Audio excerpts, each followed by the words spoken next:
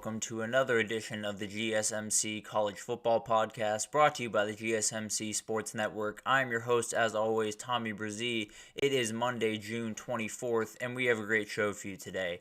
We're going to start talking a little bit about the House settlement. There's some more details that have come out about different plans for how to deal with the $22 million that are going to be distributed. Ohio State's AD Gene Smith spoke on it very recently, and I want to break down his thoughts and kind of how that could be playing into the future of how this all looks. Then we'll get into Brent Venables. He signed a big-time extension and raise for the Oklahoma Sooners. Definitely a lot of interesting questions around this. Was it too early? Is 2 years not enough to know what you have? We'll get into all of it. We'll definitely break down how I feel about this decision and why I think some of that might just be a little bit overblown. But then we'll get into the June signing period. It is expected to be rejected this upcoming week. Definitely something that I was kind of in favor of, but I understand the sides of both arguments, so we'll break that down a little bit on today's show. Then we'll get into Heisman Watch. This is something we'll do throughout the week. We're going to start with the SEC and work our way through the conferences the way we've been doing the last couple of weeks with a number of different segments. And then we'll finish it off with another Monday questions, and we'll do Alabama edition this time around. Tons of questions around the Crimson Tide, and I want to break down all of them for you all.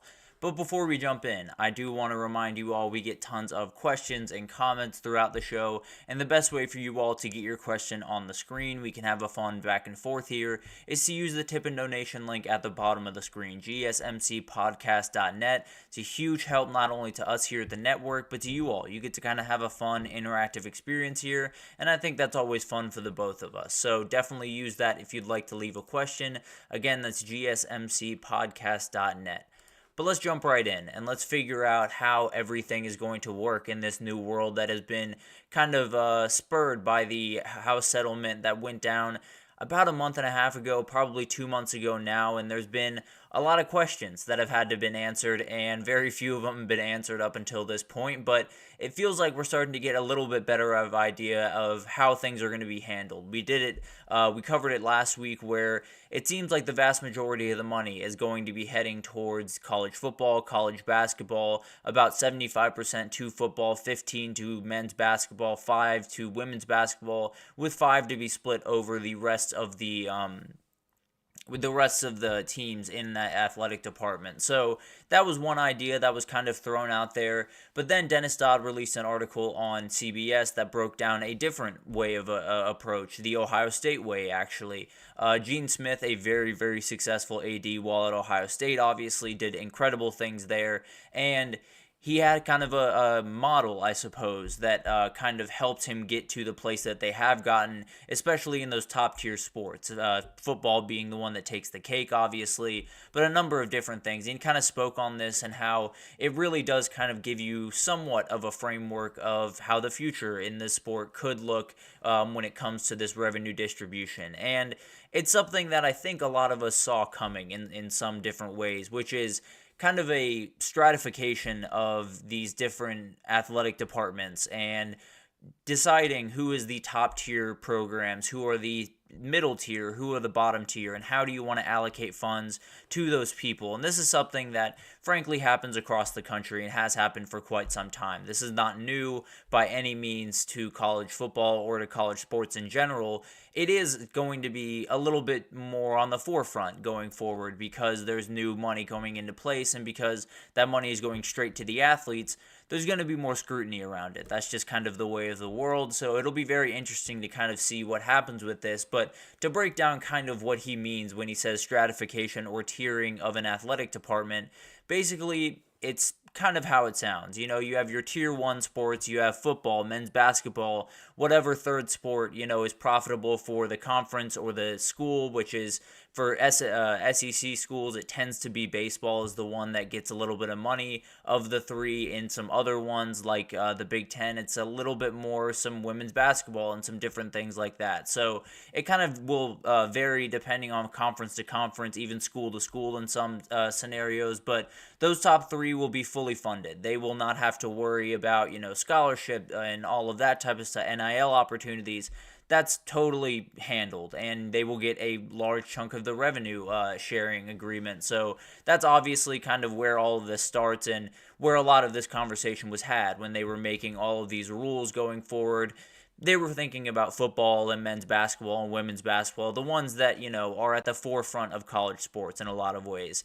And then you have the tier 2 sports. You have a mix of scholarship and non-scholarship sports. They'll get partial funding, whether that looks like, some scholarships, but not all, like baseball is right now, where it's 11.7 scholarships to be given out over a 35-man roster. That's a very interesting way of going about it, and that's kind of the way that they've been going about it for quite some time. And it'll be interesting to see if this holds true within the new agreement, and if it kind of is tiered the same exact way in the new agreement, which will be really fascinating to watch, and actually something we kind of saw last week with 75% going to football, 15% going to men's basketball. That's 90% of it going to that top tier that we just talked about. And then you have the tier 3 sports. You have the non-scholarship sports, and frankly, they don't get much funding at all, to no funding. They don't get, school aid. They don't get Alston aid, which is another way that athletic departments can kind of give academic aid to some of their athletes. And then you have lower salaries for coaches. So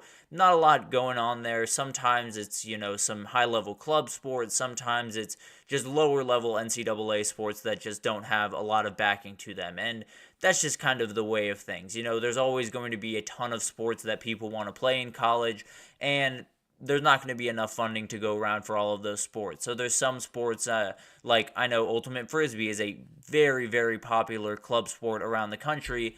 They don't necessarily get a ton of funding. They have to do a lot of fundraising. They have to do a lot of different things to get creative and get to their tournaments and things of that nature. So it'll be really interesting to see how that kind of unfolds. But this is kind of the way that the Ohio State athletic department, and really a lot of athletic departments, have worked, at least in some form or fashion, for quite some time. But it looks like it's going to become just a little bit more distinct going forward, which will be just fascinating to watch kind of unfold more than anything else. But obviously, Ohio State is not going to be alone in this. Everyone's going to have to figure out, how do they want to deal with women's basketball? How do they want to deal with football and all the other sports that kind of come with this? How do they want to allocate this money? And do they want to, quote unquote, do the right thing and do something out of the kindness of their heart and split it totally evenly across all the sports?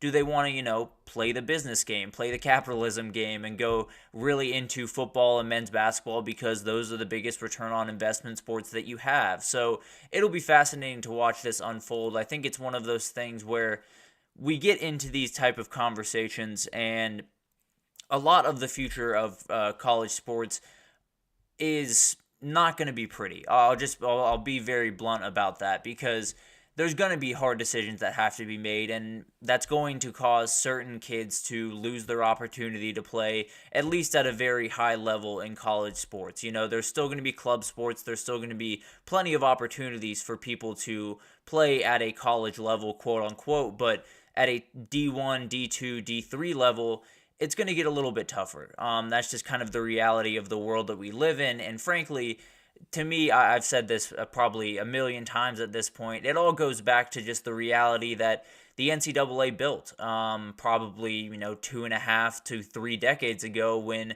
all of this stuff was, being whispered about in back rooms and being talked about and being thought about. And they didn't do anything. They sat on their hands and said, well, it's not a problem right now, so we won't have to worry about it in the future. But the reality was, this was always going to happen. The players were always going to come for their money, because they've been bringing in a lot of money over the last, multiple decades, and have not seen a cent, or at least in the sense of NIL, or actually seeing the money instead of it just being a scholarship. So this is just the reality that we've kind of found ourselves in, and I frankly fully blame the people that set up a situation where you rushed yourself into NIL instead of doing it probably 25 years ago, which is what Gene Smith said they should have done, which is obviously a huge thing to be said for someone that has been in the sport as long as he has, and definitely has seen the two sides of it. This is something that could have been in place in the 90s, and NIL would have had, a certain structure about it by about the 2000s, and we'd have a better way of going about business by the 2005 maybe, and then you introduce revenue sharing about 2010 maybe, and then we have a crystalline structure on what that looks like in 2015, and then by 2024, we're not dealing with this mess all at once. We're dealing with it in sections and in steps, which is the way it should have been dealt with from the get-go. But this is the reality that we live in.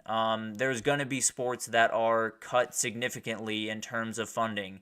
I hope that those sports don't officially go away. I hope that everyone gets their opportunity to play at a college level, because that's a dream that I think a lot of us have had in the past. Some of us have been able to live out, some haven't. But the reality is we need to make sure that as many kids can do it as possible. And that will take some compromise in the terms of doing something not because it brings in the most money or not because it's the most financially sound decision, but because it's the right decision and because it does right by the kids that have given a lot of their life to swimming or to volleyball or to softball or to some of these smaller sports that absolutely deserve to play in the college level. But at the end of the day, when you are backed into a corner and you are probably a decade behind where you should be on a lot of these things, there's going to be some decisions that have to be made that probably wouldn't have had to be made had we been a little bit more out in front of this. So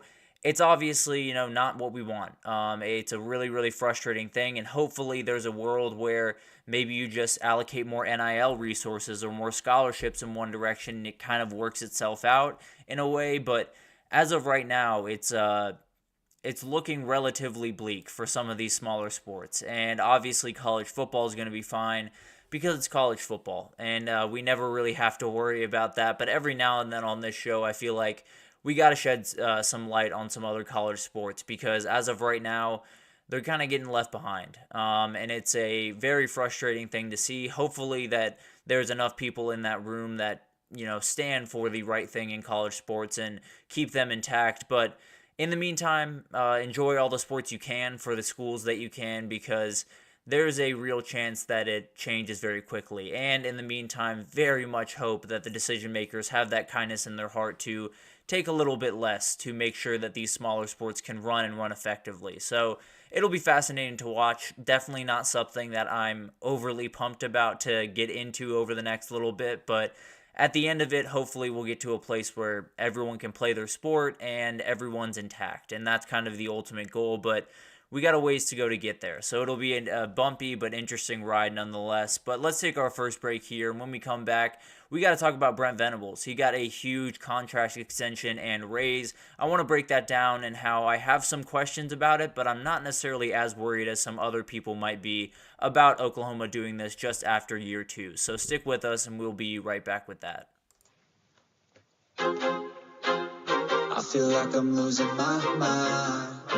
Is everybody in the world blind? Please, Lord, give me a sign, a sign. I feel like I'm losing my mind. Is everybody in the world blind? Please, Lord, give me a sign, a sign. I wanna be the greatest. Everybody on the fake shit. I look around and feel like everybody is the fakest. I make this every day and I'm impatient, hoping one day I blow up from the basement. Statement, the top is so vacant. I don't hear shit that I think is amazing. Waiting for my day when I'm playing sold out shows where 1,000 faces. Hey, give me that crown. Get in my way and to be put down. It ain't your place, all this my town. If I want that shit, then I'll get it right now. I'm losing it, the news it fits. I'm losing shit, a stupid myth. You choose to live or choose to dip. You choose to fight or lose your grip and lose a gift. I feel like I'm losing my mind. Is everybody in the world blind? Please, Lord, give me a sign, a sign. I feel like I'm losing my mind. Is everybody in the world blind?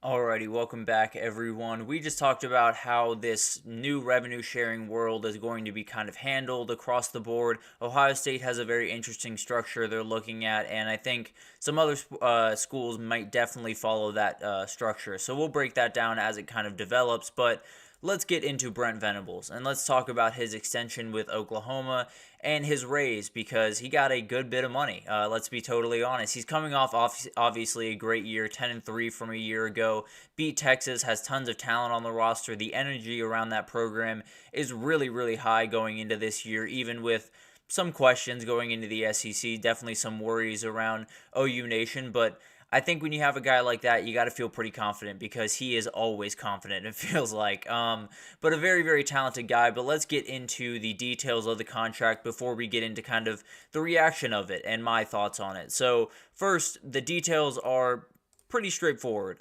Excuse me, sorry about that. There we are. So it's a 6-year contract extension that takes him through the 2029 season. It'll pay up to about $50 million throughout that contract. $8.28 million average throughout the extension, and he'll make a little bit over $8 million in 2024 after making just over $7 million in 2023. So just a little bit more chunk of change in his pocket. Not bad by any means. Can't hate a coach for getting his money, but it's definitely a very interesting thing. They have their guy for their foreseeable future. They feel confident in that guy, and it'll be interesting to see if it all comes together the way that they hope. But people have some questions. There's no two ways about that, and I absolutely do. Let's first get into why I think this might just be a really good decision, and then we'll get into kind of the counterpoint to some of those here in a second. But I think the biggest thing when we talk about Oklahoma under Brent Venables since he's shown up is it's always been on the way up. There was always going to be a blip after Lincoln Riley left and Caleb Williams left and just about everyone left. It was a remarkable exodus from Norman, and it's because in a large capacity of recruiting, they commit to coaches, and that's just kind of the way of the world. It's kind of a battle that everyone has to fight when they walk into a new place. Same thing that Kalen DeBoer is dealing with, same thing that Sharon Moore is dealing with, just kind of in a different way up there at Michigan. So this is going to be a battle. It was always going to be a battle to figure out what this roster looked like after Lincoln Riley left. He went 6-7 his first year. It was the lowest win total since 1999. That should not be in there. I apologize for that. I don't know why these...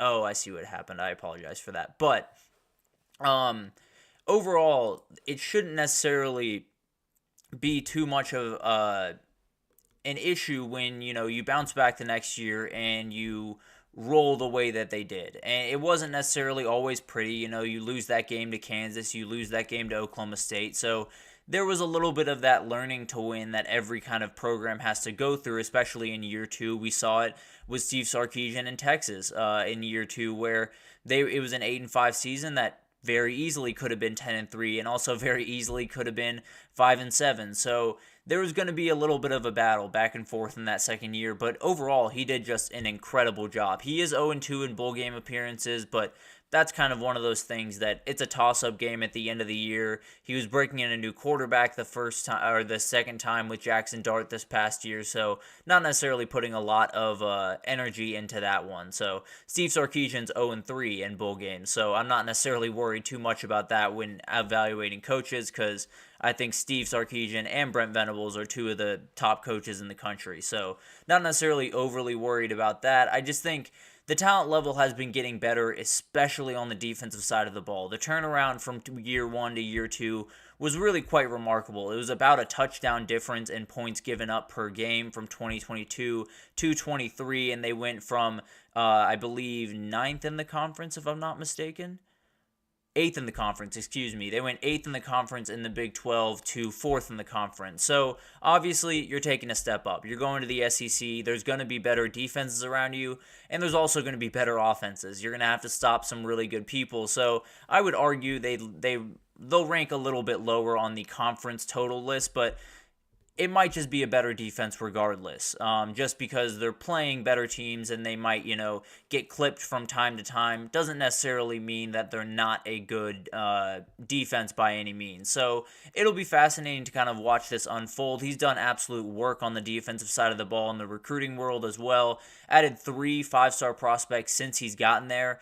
2 of them play on the defensive line of scrimmage. So that's absolutely huge. You'd love to see that number kind of build up a little bit more and more as his time goes on, obviously, with more 5-stars coming in on the offensive side of the ball. But he's not necessarily doing bad by any means on that side either. And then they added 8 of the 17 transfer portal additions from the 2023 season were defensive linemen and linebackers. So added a number of really, really good guys. And then in 2024, added Caden Woolyard from Miami of Ohio, a very talented edge rusher. And then Dominic Williams, the very famous recruitment at this point. He is over from TCU. So a very talented player there. This is what he brings. The defense is going to be good. I feel very confident about that. That is not even remotely a worry for me as I go in the future of Oklahoma. It is a worry, I think, this year, if we're talking about, where they could be exposed. They're good across a lot of different parts of their defense, especially that back end, but they are taking a step up against who they're playing and the aggression at the line of scrimmage and things of that nature. So I do worry about the D-line in some aspects. I do worry about some of the back end in some aspects, but at the end of the day, the defense is going to be good. It's only going to get better as he, really gets his teeth into this roster and makes it his own. This is the first year where it's pretty much his, but I think next year is really the year where it's going to be entirely his team, the way that he wants it built, and then we'll be able to see what happens. But there are worries about this. There's no two ways about that. And the question really comes, you're about to go into the SEC. It's only his second year at the job, and he's had signed a 6-year contract when he came in, so was only going into his third year of the contract. And it raises a couple of questions. The number one that I'm curious about, and one that Josh Pate brought up, I believe last night when he was talking about this, was who else was after him? Why'd they do it now? Because it felt like they had a little bit of breathing room to give him 1 or 2 more years to possibly see what the SEC life looks like and then give him a contract extension. But they wasted no time. And I wonder if that, was writing on the wall. I wonder if that was just they like their guy and they're taking their guy. And then obviously you do worry about what the transition to the SEC is going to look like. Frankly, I don't know.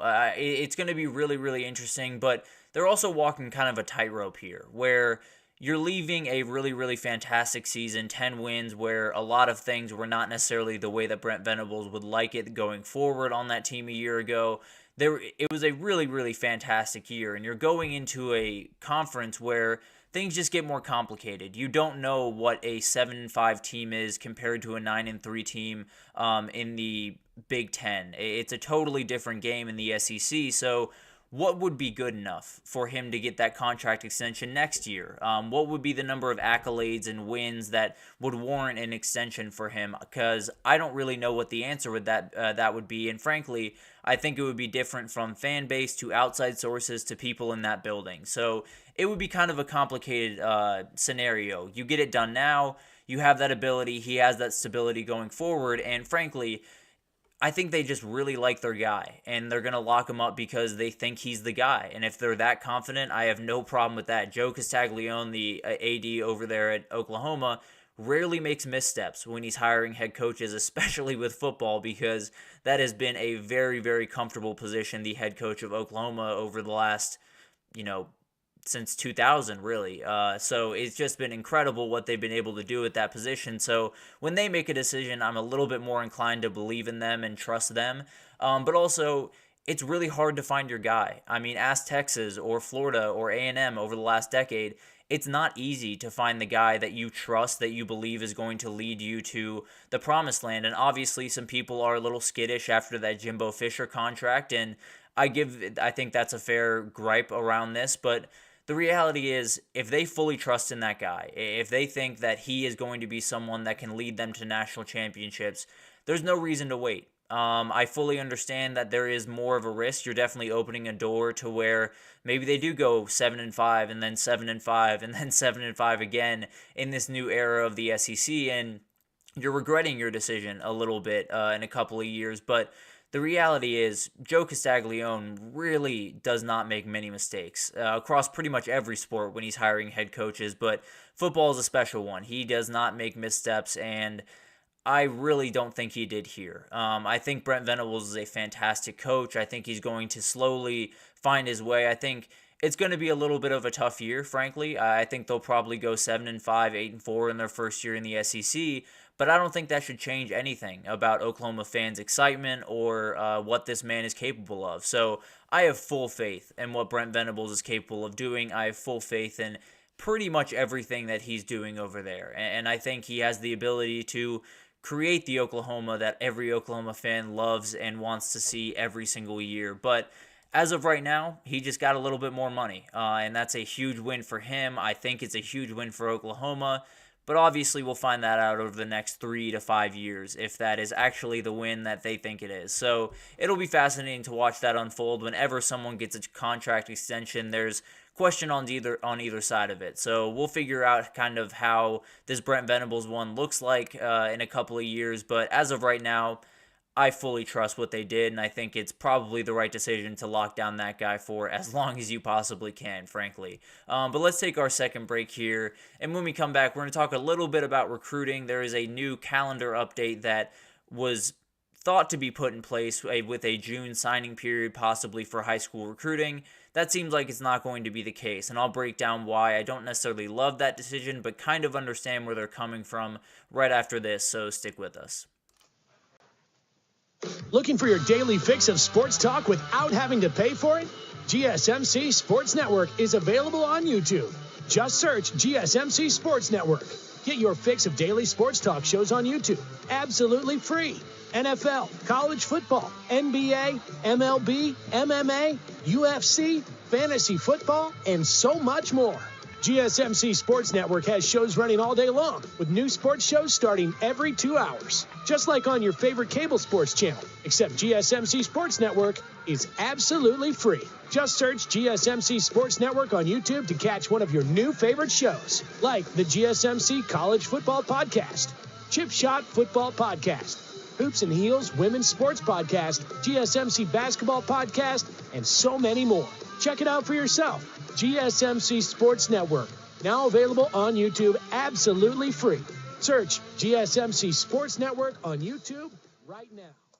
Alrighty, welcome back, everyone. We just talked about Brent Venables. He just got a big-time contract extension and raise to stay at Oklahoma through about 2029. So a huge addition for Oklahoma. Definitely will be a very interesting thing to watch as they walk into the SEC. But let's get into this June signing day. It is expected to be shot down later this week when they vote on it, and I'm not necessarily the biggest fan of that. I think there's a ton of things that are wrong with the college football calendar right now. There are so many things that happen in months that they probably don't need to happen in, frankly.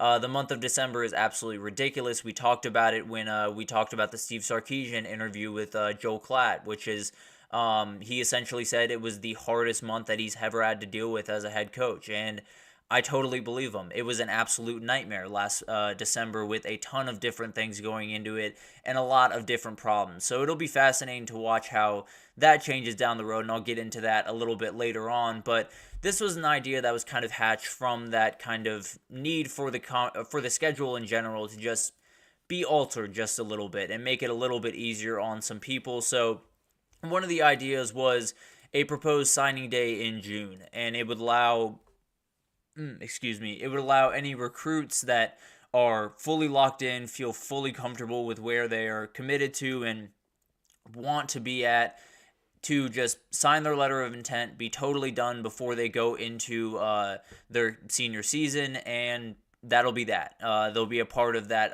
organization, and it'll be pretty much over from there. Would be a very interesting thing, obviously. It would have started in 2025, so we would have had a year to kind of get used to the idea and figure out kind of the different impacts of it. Some high school coaches across, Georgia, Bama, some other states, some big-time recruiting states, were not in favor of this for a couple of different reasons. One of the big reasons is there's a lot of kids that absolutely have to, do some certain things that let's put it this way. There are certain things that happen throughout a kid's kind of journey, and I think a lot of it... Oh, excuse me, I apologize for this. But let's just do that. But the December signing period is obviously a very, very crazy one. It's kind of become the main one after February was the only one on the calendar for quite some time, and then they moved one to December. That's become kind of the one to watch throughout this time. And then there's the idea of adding one in June. And frankly, I'm mostly in favor of this. I think it makes things a little bit easier on the coaches, obviously, to have maybe, it's not going to be a lot of guys, but maybe, 3 to 5 guys entirely locked up. You don't have to worry about them, just have to, check up on them every now and then, make sure that everything's good, and keep moving on with your day. And you can focus on other guys in recruiting and focus on the games, which is something that I'm sure every single coach would love to do. But there is kind of a downside to this, and the downside that a lot of high school coaches have kind of pointed out is for some kids, that senior season is really huge. It's not necessarily the biggest season. That junior season tends to be the recruiting time for pretty much every single high school sport, but the senior season can be huge for some kids. There's some kids that work really hard and go to a couple of camps before their senior season and then walk onto the field and get a couple of offers that they were not expecting when they were coming into the season. And I think it's a huge thing that we have to think about, right? You don't want to cut out kids from an opportunity that hypothetically they would have. And on the other side, you don't want teams to tie themselves to, let's say, a running back that they really like, and then someone comes on their radar that they like even more, and that guy, they'd rather have that guy on the roster. And then you have somewhat of a messy situation when it comes to, you sign your national letter of intent, do you want to be released from it? Does the team want you to release from it? A lot of different things that could happen because of this. And I think I fully understand the worry of that. But I also do think the vast majority of kids will not use this window. The vast majority of kids will wait until December or February to sign, regardless of if this is in place or not. But I do think giving them the chance to sign if they feel totally confident and if they feel, like they've entirely made the right decision and just kind of want to go through, fully focus on their senior season, I think they should have the option to do that. I fully understand that it opens up some worries. Maybe they get injured that final season and have, their entire football career kind of changed a little bit because of that injury and some things pop up. But the reality is, that's not going to happen too often for this to be that much of an issue. I think there's going to be examples of kids that, sign their letter of intent and then try to get released from it in fall. But at the end of the day, that happens anyway, but it happens in spring when it's a lot harder for these kids to find a roster spot across the country. So it doesn't necessarily make me too upset if it were to be where, 5 kids sign, but 3 ask for a release from their letter of intent. At the very least, those 3 kids can go find a home before, all of the classes are solidified. So I think it's kind of a battle in between the two. I fully understand the arguments on the other side, but also you can decide as a school if you want to use this. You can say to the kids when they, commit or whatever, you can say, don't sign in June. We want to play this out a little bit more. We want to make sure that you are fully on board. And if you feel, totally inclined to do it, you're more than welcome to. But there are these risks, and we don't necessarily want to incur those risks if we don't have to. So there definitely could be kind of a give and take here where some schools really want to use it. I assume it would be the smaller schools that want to lock up some kids that might have recruitments that kind of blow up a little bit over the summer of their senior season and all of that type of stuff, and get a couple offers that would be too hard to turn down. And I definitely think this would kind of be a running scale of how this would work, but overall, it just looks like it's not going to come to fruition here. It'll be very interesting to see if this is something that kind of happens as we go down the road a little bit and kind of get a little bit further into the craziness that is the schedule. But as I talked about before, the problem with the schedule isn't necessarily this June signing period. As I said, it's going to be very rarely that kids really use it, so it really won't change too much about the recruiting process, at least for high school, during the season and into December. But one thing that will do, well, they already did one thing, which is move up the signing date to the first week of December, which makes everything just a little bit easier for the postseason. But the other thing they just have to do, in my opinion, and I fully understand if some other people have some different ones here, but I don't think the portal should open until after the national title game. I think it's unfair to pretty much everyone involved to have that open any earlier, because I think the reason we all love the bowl games and the postseason, and frankly, the reason that it's been kind of taken away from us just a little bit over the last couple of years is we're focusing on the portal. We're focusing on where is DJ Uyunglele going to end up? Where is Cam Ward going to end up? Where is Malik Murphy and all these really talented guys? Where were they going to end up last December? That's what a lot of the conversation was. That's what a lot of the articles were, and a lot of the talking points were on so many different talk shows around the country, and we weren't focusing on the postseason. And that's something that, obviously, I don't necessarily blame anyone for talking about the portal, because that's what people like to hear about. But the reality is that's not the way the postseason should work. There should be an emphasis on these bowl games and on the playoff games coming up and all of those different things. So pulling away from it by adding the portal into this craziness that is the aftermath of the college football season is just unfair to so many different people. I think one of the big things that I've talked about on here a number of times is there were a number of kids that would have stayed on their team if they had the choice. But frankly, with the way that the portal works right now, if you don't get in early, you might not get a spot. That's just kind of how it works. And it happened last year. The best example that I can think of off the top of my head is Malik Murphy, who transferred from Texas to Duke. He had to jump in before the semifinal. So Arch Manning was the backup for Texas in that semifinal game against Washington.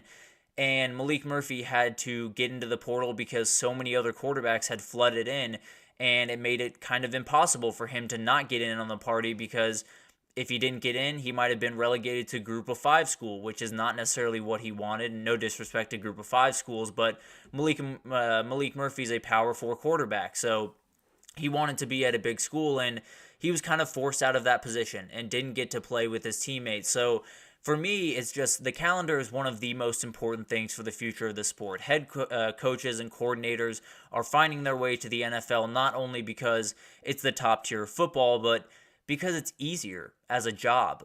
You work less hours. You don't necessarily have to worry about recruiting and making sure that all the kids get all the NIL money they want because they've signed contracts. You don't have to worry about that. There's so many different things that you have to juggle at the college level that you just don't at the NFL, and it's pushing guys in that direction, and we have to figure out the calendar to keep these guys intact. So whether it's moving the transfer portal a little bit, whether it's changing up some of the different ways we do signing days and all of that type of thing, I don't know what this looks like necessarily, but I know change has to happen. I know December has to be not the crazy, wild, I don't want to use a bad word, but the craziness that it is right now just can't be the case for much longer. So I think they should move the portal down the road a little bit. I think they should let kids play out the entirety of the postseason, and then the second the national championship ends, let them loose. That's more than fine with me. I have no problem with that. But that's an off-season thing. That should not be something that's happening during the season of college football. So it'll be kind of a battle back and forth. We'll see what happens with this. The June signing day is one that, if it gets shot down, it's not necessarily the worst thing in the world, but we got to do something about December, and it's probably got to happen fairly quickly, if I'm being totally honest. But let's take our third break here, and when we come back, we're going to do a little bit of a Heisman watch. We've been kind of doing segments throughout the last couple of weeks where we roll through all the conferences, do different things like dark horses and Cinderellas and things of that nature, but today we're going to do Heisman talk, and we're going to do it all the way throughout the week. We're going to do the SEC today, and there's going to be so many different things to break down in the SEC, but I have 5 guys for you, and then also a little dark horse to break down at the end. So it'll be very interesting to break all these guys down throughout the week, but stick with us, and we'll start with the SEC next time. So stick with us, and we'll be right back with that.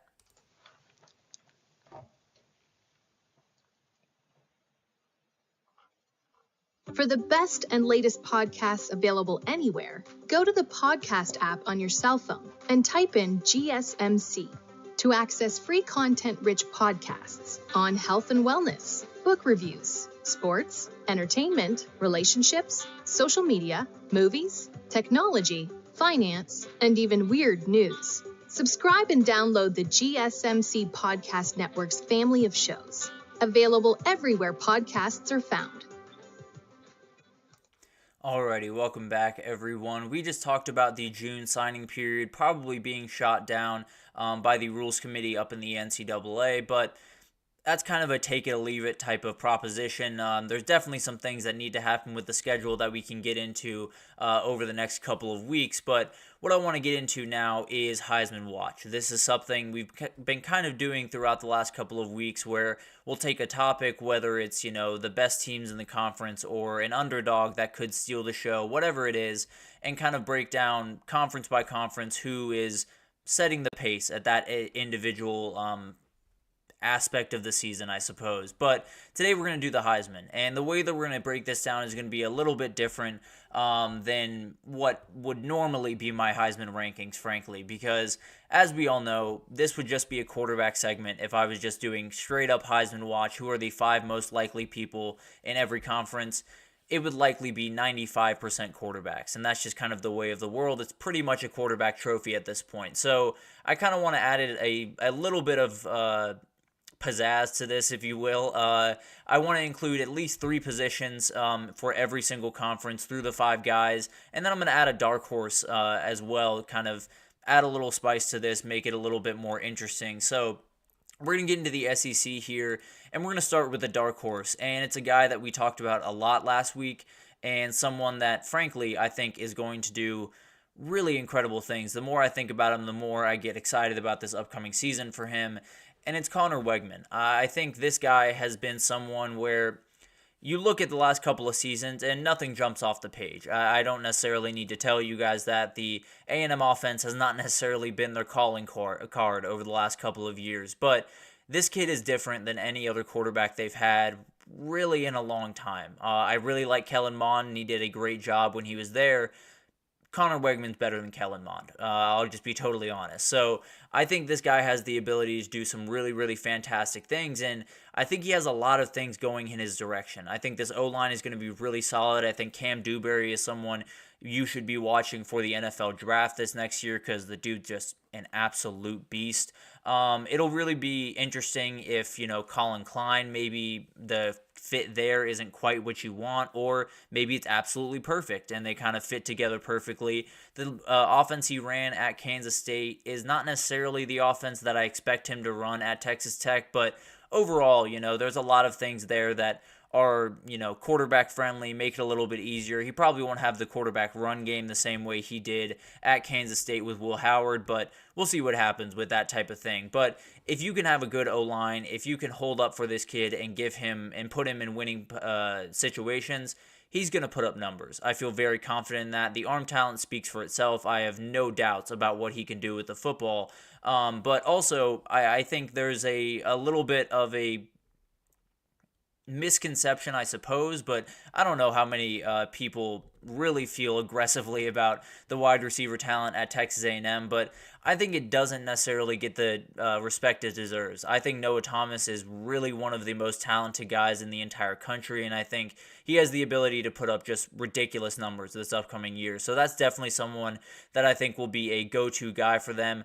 Also, he gets a huge chance in Week 1 against Notre Dame at home. If he can get that win at home, he might be off running to New York and to a Heisman. So it could be kind of a magical run. Definitely not someone that is at the top of your list by any means, but a guy that could do it nonetheless. I kind of debated between him and Garrett Nussmeier, but the reason I didn't do Garrett Nussmeier is I wanted to represent some different teams on here, and I had Harold Perkins on this list. He was my defender of the group because I wanted to get a little bit different here, but this one's a little bit tough because I was stuck between Harold Perkins and James Pierce Jr. Those are the 2 guys that I feel like are the quote-unquote game wreckers for the SEC. The one big difference between the 2, at least in my eyes, Harold Perkins has to be a game wrecker. James Pierce can be a very, very good player, or he can be even a good player. He doesn't even necessarily have to be elite, and the Tennessee defense can still get a lot of good things done.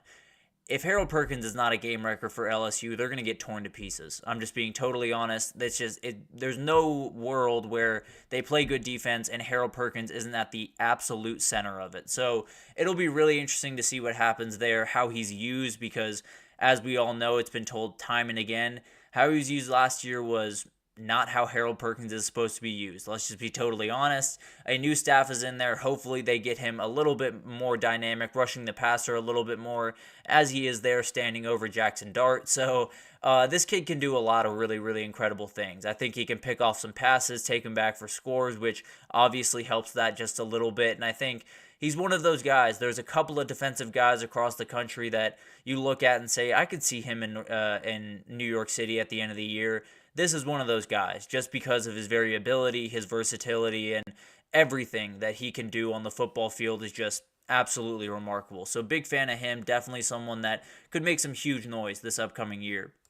And then I had Jalen Milroe, and this was a battle between Milroe and Jackson Dart. But I went Milroe for one very simple reason, which is this dude is one of the best runners in the entire country. And I fully understand that the passing game is not necessarily where you wanted, where you want it, or at least where you wanted it last year, but I do think it's going to get a ton better, and I think Kalen DeBoer is going to be a huge reason for that. Now, is Jalen Milroe Kalen DeBoer's dream quarterback? Probably not. But does he absolutely have the ability to be a great quarterback for him? Yeah.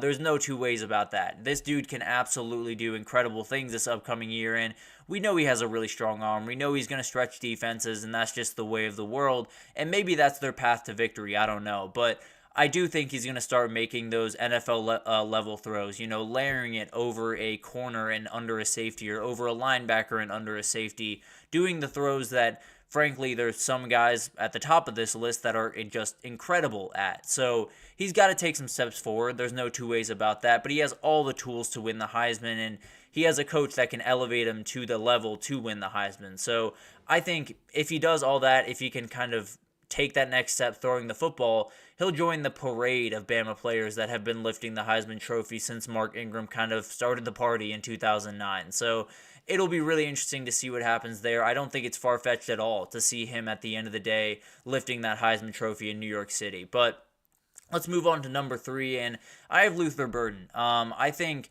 when I look at Luther Burden, I've said this a couple of times on here, he is the best offensive player in the country to me. I don't think there's anyone that is better at their position than Luther Burden is at wide receiver. He is just out of this world good. And I think one of the big things for him is him and Brady Cook are in absolute lockstep. They fully understand exactly what the other one is going to do, when they're going to do it, and how they're going to do it, which is a huge advantage for him going into this season. And then another one, which is absolutely huge for him, is he's not the only wide receiver on that roster. And sometimes that can kind of hurt you where, maybe there's too many targets to go around, but also it opens doors. They're going to have to worry about Theo Weiss. They're going to have to worry about Mookie Cooper on the back end. So you're going to have or you're going to have at least one-on-one opportunities with Luther Burden, and one-on-one opportunities are basically 1-on-0 with Luther Burden because he's going to make the catch and he's going to make a play. That's just kind of the way that he plays football. But also, it could be a Devontae Smith type year if that were to happen. Frankly, Devontae Smith doesn't win the Heisman without John Mechie and Jalen Waddle when he was healthy, and Jaleel Billingsley and all of the guys stretching out that defense so much to where when he caught the ball, he had tons of space to run in front of him. So it would be kind of a Herculean effort to make this done. Obviously, he would join Tim Brown, Desmond Howard, and obviously Devontae Smith as the people that have won the Heisman as wide receivers. But at the end of the day, this is a Herculean-type player, so he might just be able to pull it off, and it'll be really interesting to watch him play regardless of if he's a Heisman winner or not. But then it gets to the top guys. Quinn Ewers is at 2 for me. I think he's someone that just has pretty much everything you could possibly want going into this year. There's obviously going to be some questions. There's going to be, can he take that step forward with the deep ball, which will likely probably decide this conversation. If he is dialed in on the deep ball early and often this next year, it's going to be kind of hard to beat him out for the Heisman. I'll be totally honest with you. He has so many weapons around him. Isaiah Bond, Matthew Golden, Jonte Cook, DeAndre Moore, Silas Bolden. It's just ridiculous how many guys that he has to throw the ball to, and Steve Sarkisian calling plays is not necessarily a bad thing by any means. So there's steps that he has to take for sure. He has to make sure that that deep ball is working early and often throughout the season, but I think he's capable of doing that. The reviews in that have been absolutely rave. He's money from 20 yards in, but Beyond that, it's got to get a little bit better. It seems like it has, so it'll be fascinating to watch that. And if he makes it to NYC, he'll join Vince Young and Colt McCoy as the two quarterbacks at Texas to make it to a North Carolina, make it as a finalist to the Heisman ceremony in New York City. And if he wins it, he would be the first quarterback in Texas history to pull that off. So it would be just absolutely insane if you were able to. But finally, Carson Beck. This is very easy to me, very self-explanatory. The best quarterback in the country, in my opinion, playing on the best team in the country, in my opinion. So that's just kind of the way of the world. I think he's going to go number 1 overall in next year's draft, and if he wins the Heisman, he absolutely will go number 1 in next year's draft. He has plenty of weapons as well between Dominic Williams, Ra Thomas, London Humphreys, Ben Urasek, Colby Young, Oscar Delp, Dylan Bell. That's not even an extensive list. This is just ridiculous how many guys he will have to spread the ball around to. I've said it before. There's a reality where this team doesn't have anyone go over 600, 700 yards receiving, but they have 4,500 yards passing. So this dude is going to be absolutely incredible. The O-line is going to be one of the best in the country. He's going to have time to kind of sit there and dissect defenses. And if you watch last year, when he has time to do that, he's essentially unstoppable. So he's going to be just incredible. I think he has a chance of doing something that hasn't been done at UGA in over 40 years since Herschel Walker lifted that trophy. So it'll be really interesting to watch. As of right now, he would be my pick, but I'm not making picks right now. I'm not necessarily tying my my horse to that wagon quite yet, but definitely someone that I think is going to have a remarkable season and kind of turn the college football world on its head just a little bit. But let's take our final break here, and when we come back, we're going to talk about Monday questions, and we're going to get into Alabama a little bit. We're going to break down the Crimson Tide because I think all of us have a lot of questions going into this season, so I'm going to answer 3 of them right after this, so stick with us.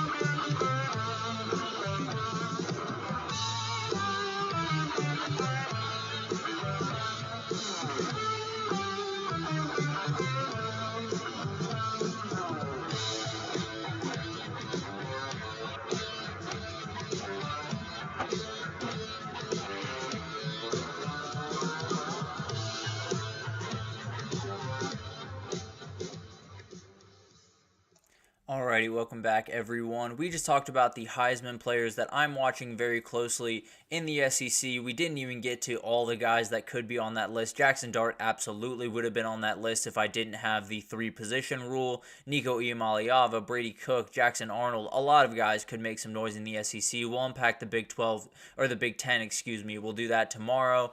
But let's get to Monday questions. There is so much going on around Tuscaloosa, Alabama right about now. And there's some questions around it, and there's a tinge of worry, but I think a little bit less now than there were when Nick Saban actually hung him up and they had to hire a new coach. But let's get into some of these questions, and I think one of the biggest ones going into this season is going to be, without question, how does Jalen Milroe and Kalen DeBoer fit together? As we all know, Jalen Milroe and Michael Penix are not the same quarterback. They are 2 very, very different quarterbacks. You know, Jalen Milroe is going to lean on his run game a little bit more aggressively. He's not going to make those really remarkable, 10 to 20 yard passes that Michael Penix really made a living off of last year and was just so incredible at. He's not necessarily the most comfortable in the pocket, likes to, extend the pocket a little bit and make some of those plays. But at the end of the day, they need him to be better than he was a year ago to win a national title or even to win the SEC. And I fully understand they won the SEC last year and that was no problem. But the reality is it's getting tougher. I think Georgia's better than they were a year ago. Texas coming in obviously complicates things a little bit. Ole Miss is much better than they were a year ago. So you're going to have more hurdles, and that guy just needs to be more special. That's just the reality of this situation, and I think the fit between those two is going to be absolutely huge. Now, Kalen DeBoer is one of those quarterback whisperers in college football. You know, the Lincoln Riley, Steve Sarkisian, Kalen DeBoer, Mike Norvell to a certain degree over there at Florida State. So there are some guys that can just make stuff happen. And Michael Penix, when he came into Washington, there were not people sitting there saying this is going to be a top 10 NFL draft pick and this guy's going to light the world on fire and play for a national title while he's at Washington. That guy's the reason that it happened. Kalen DeBoer was just incredible with Michael Penix from the second he showed up in Seattle to the second that he left. And I think it's one of those things that you look at Jalen Milroe and no, the tools are not the same. The tools are not quite as great when it comes to accuracy and things of that nature. It doesn't mean that Jalen Milroe can't throw the ball. His arm strength is just absolutely ridiculous. Frankly, it might be one of the top in the country. I think Malik Murphy might have the top, but that's something that I'd love to see at some point, a long throw competition between these guys. But at the end of the day, he does have to start making those NFL throws that we talked about earlier. You know, fitting it over some coverages, some zone coverages where you're fitting it over the linebacker that's playing hook coverage, but you're fitting it under the middle safety that's playing deep in cover 3. Whatever it looks like, you're going to have to make certain plays that he didn't make a year ago. Let's just be totally honest, but he made plenty of plays to win them football games. It'll be fascinating to kind of watch this offense unfold because it could be a lot like the Washington offense a year ago. It could be a lot more of a run game where you're leaning on guys like Justice Haynes and Jamarian Miller and Jalen Milroe in a read option type game. Or you could say, we have to throw the ball to win a national title, and we're going to get there by, whether it's pulling teeth or whatever, we're going to get you there. And he's going to have to make those plays. So it'll be fascinating to watch, what this offense looks like. Frankly, I think it's going to be much more run heavy than it was at Washington a year ago, even though it was already relatively run heavy at Washington because that's how good offenses always work. But I do think Jalen Milroe has every ability to have a SEC championship caliber season, have a playoff caliber season, even have a national title caliber season. But certain things need to happen, and the biggest thing is these two guys need to be in lockstep. They need to make sure that they are essentially just sharing a brain, and obviously being in his ear during those plays is going to help a ton. But it'll be fascinating to watch this offense unfold, and if this marriage between these two really works, or if it's just a blip on the early part of Kalen DeBoer's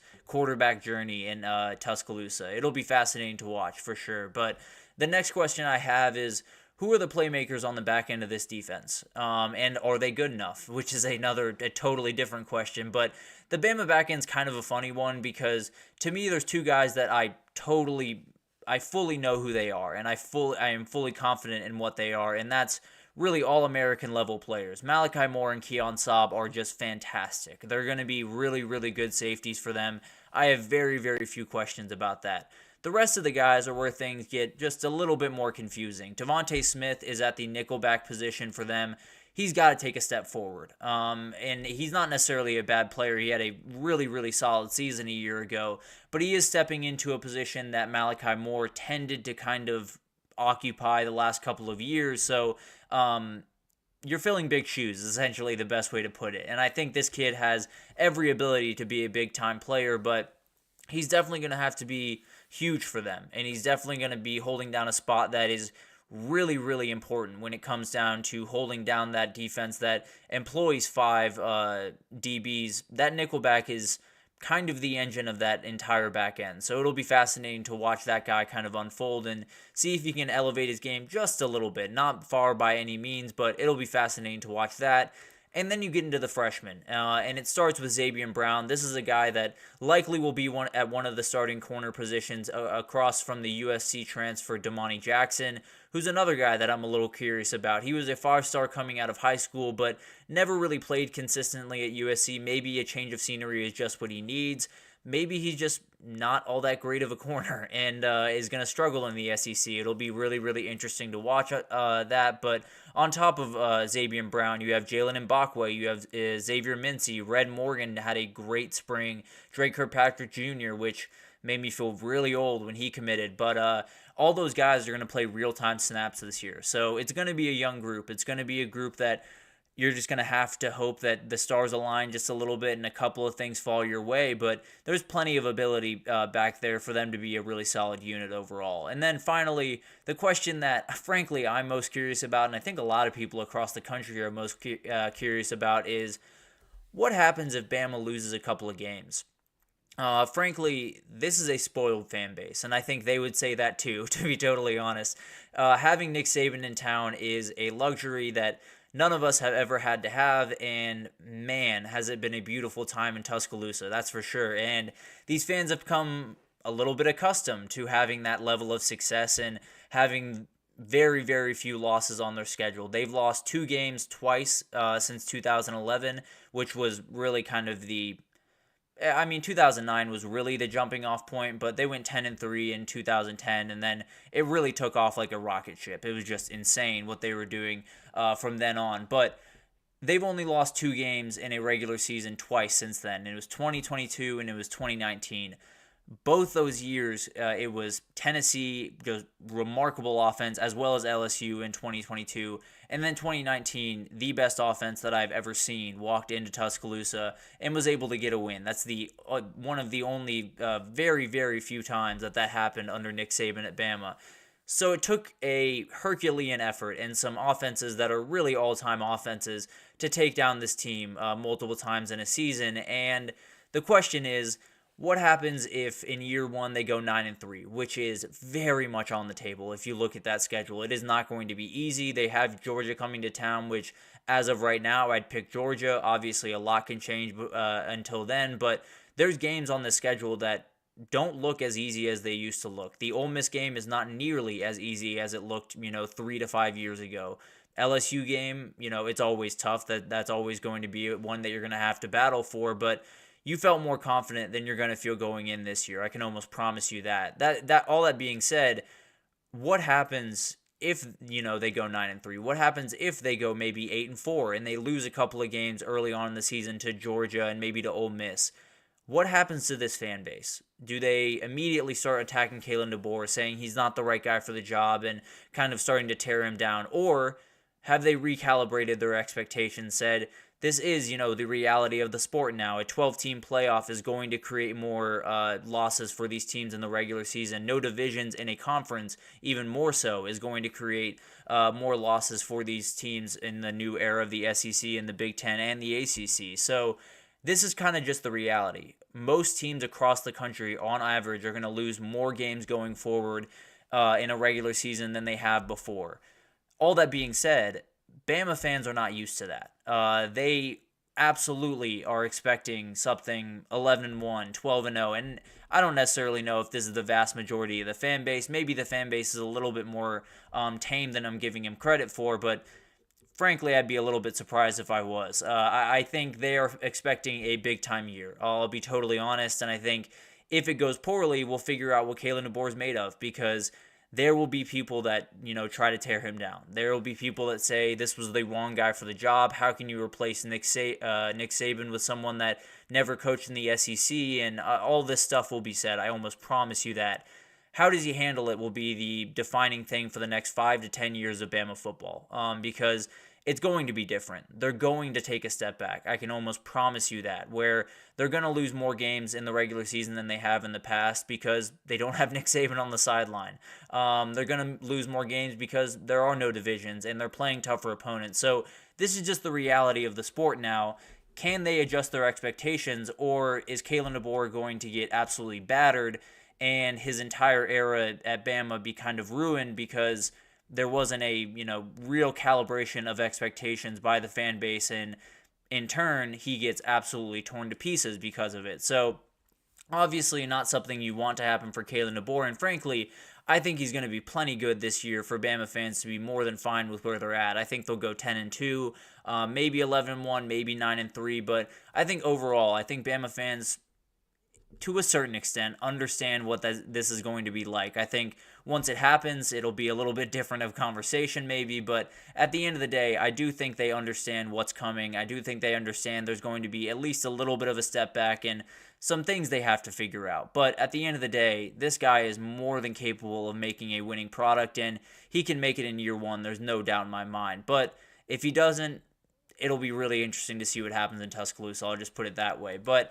that'll do it for this segment. I do want to remind you all, this kind of an interactive segment, so drop any questions you want in the comments here, and I can absolutely add them into next show. If you want to do around one team in particular and ask 3 questions, I can absolutely unpack that. If you want to do questions about players, coaches, the world of college football as we know it, I'm happy to answer whatever you guys got. So, but that'll do it for this edition of the GSMC College Football Podcast, brought to you by the GSMC Sports Network. Your support means a lot to us, so please remember to subscribe to the show, leave a positive review. It does make a huge difference for us. Also, follow us on Facebook, Twitter, TikTok, Instagram, all of the social pages for all of the content and updates you could possibly need. We just have incredible people doing really, really good work across every single sport you could possibly want. So whatever you need in the world of sports, GSMC has you totally covered. But thank you once again for listening, and I will see you guys tomorrow. Mm-hmm. Mm-hmm.